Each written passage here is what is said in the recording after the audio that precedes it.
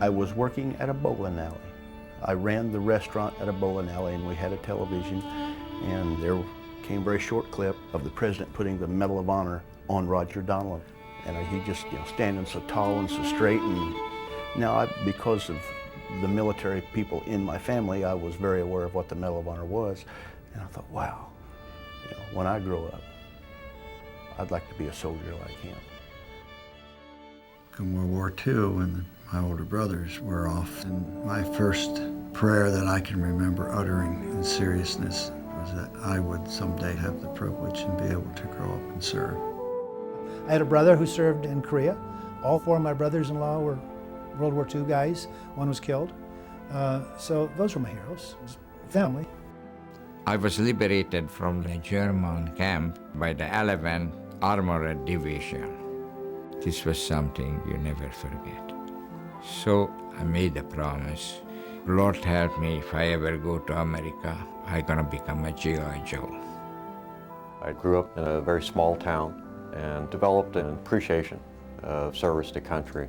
In a small town like that, every Flag Day, every 4th of July, Veterans Day, there was always a parade in town, and I was quite impressed with that as a child.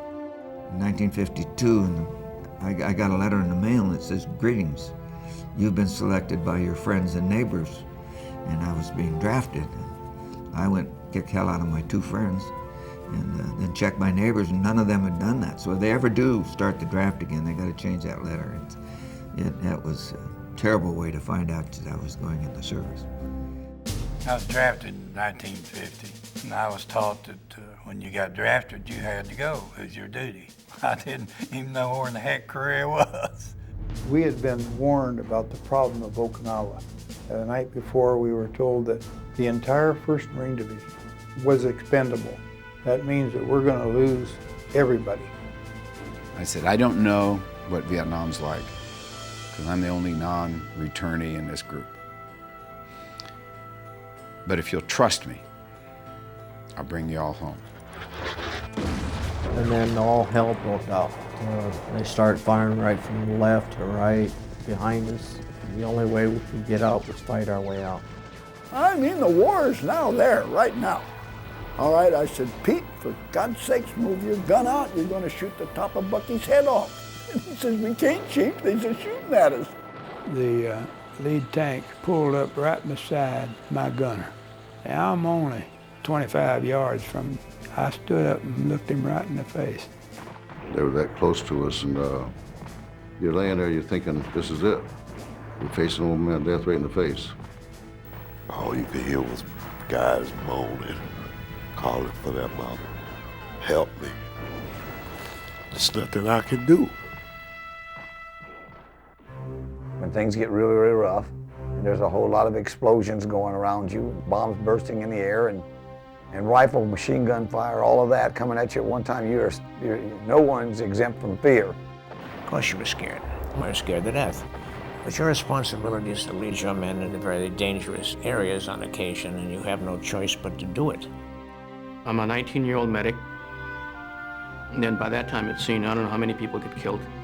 But I took a note to myself to help others, because that's what I was, a medic. And they took, obviously, a note to come back and save me, because we were there to take care of each other. What immediately came to mind was my little brother.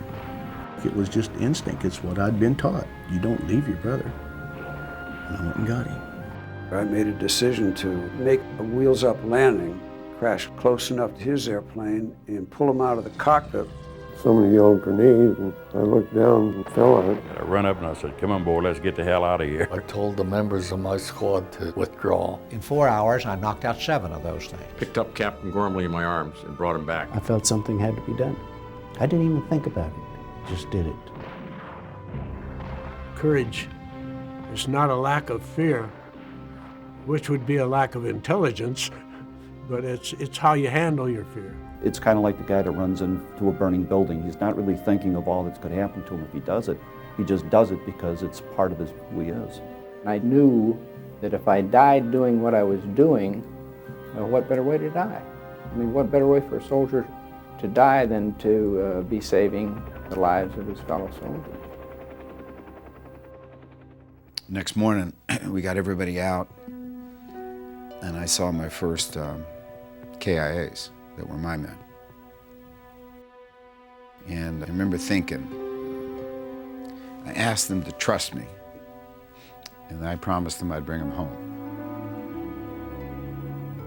Those 10 guys did, but I didn't.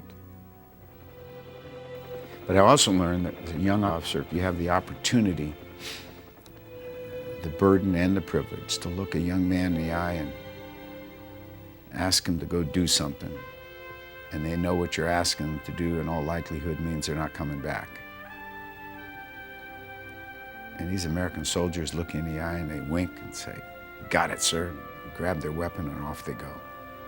And there's nothing in life that compares to that responsibility, nothing. Those of us that wear the Medal of Honor know that there are so many other soldiers, airmen, Marines that have done acts that just weren't recognized because there were no witnesses left. So I'm very proud to be able to wear the Medal of Honor for all of those that performed deeds far greater than I did, that no human being knows what they did. These examples of ordinary people behaving in extraordinary fashion can be inspiring, and they should be inspiring.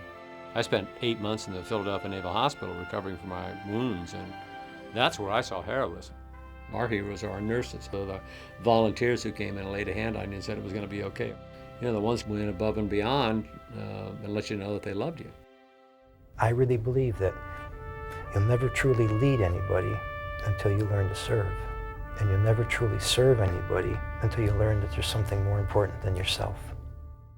Those who know about it do appreciate it, but I don't think it's important to appreciate the medal or the living recipients.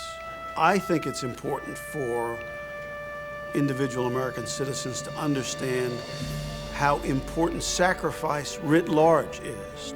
And I think given the challenges that we have endured and the challenges that we are going to endure, that Americans do appreciate how much you can accomplish if you don't care who gets the credit, if you don't care if there's any recognition, and if you don't care what you do as long as you do something positive. I think the American public does understand that. I didn't go to war to kill people. I went to war because I loved my daddy. I wanted him to be proud of me. I went to war because I loved my grandpas and I loved my country. And when I got over there, the reason why we fought so hard was because we discovered we loved each other, that we were all we had. It didn't matter where you were from or who you were, we looked out for one another. And that same thing can apply to the United States of America. And every citizen, take care of one another. In the squad, there's 8 of us, and we all agreed that everybody would come back one way or the other. You learn brotherhood when you learn to live together and eat together and sleep together. You learn to trust people. That's the big thing. We're all the same. We're Americans.